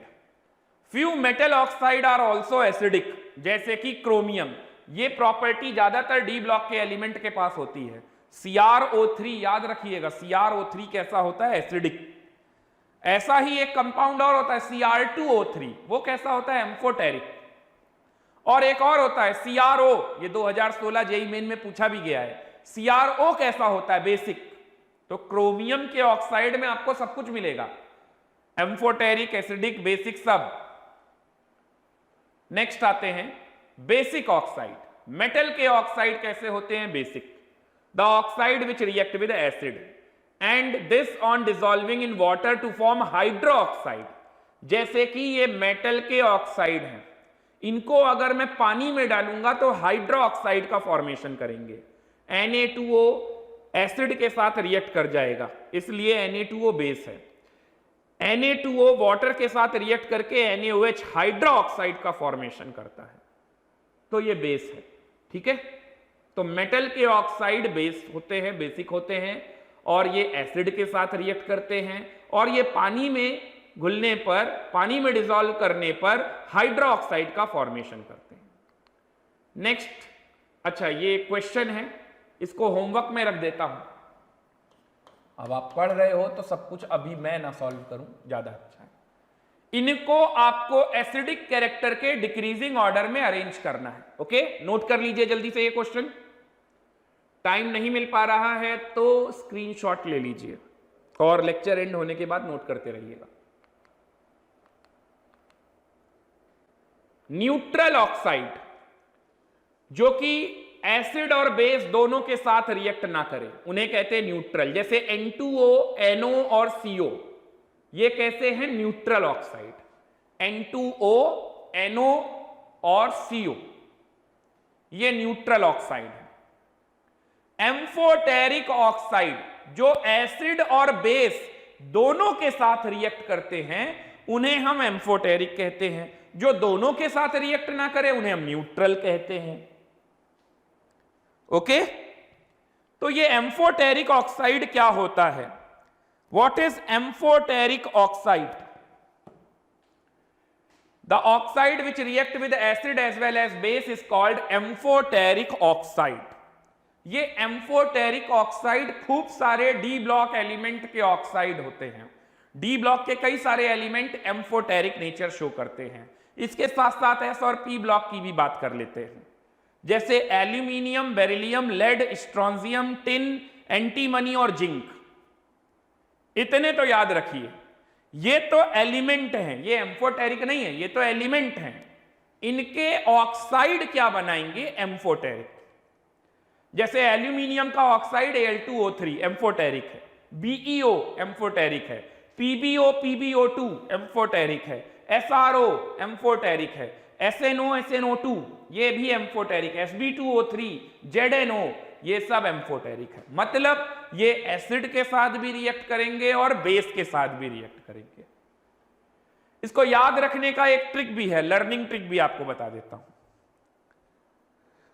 अगर आप इन एलिमेंट को ध्यान दीजिए सिर्फ, तो देखिए अलादीन, पहले मैं पूरा बता देता हूं गाना आपको। अलादीन की बीबी पंजाब, श्रीनगर, सिंगापुर सब जगह जाएगी। अलादीन अपना रेलवे में अधिकारी है ना? तो अलादीन का मतलब AL, BB, Punjab PB, Srinagar SR, Singapore SN, सब जगह जाएगी। ठीक है, अलादीन की बीवी पंजाब, श्रीनगर, सिंगापुर सब जगह जाएगी। लिख लीजिए इसको। तो ये एलिमेंट के जो ऑक्साइड हैं, ये कैसे होंगे? एम्फोटेरिक। जल्दी से नोट कीजिए। अलादीन की बीवी पंजाब, श्रीनगर, सिंगापुर सब जगह जाएगी। सिंगापुर अपने इंडिया में ही कहीं होगा, ऑब्वियस सी बात है, ट्रेन चलाना है ना? और अगर ट्रेन के बारे में कुछ नहीं लगा तो सिंगापुर चलने दो, क्या दिक्कत है? सिंगापुर भी चली जाए।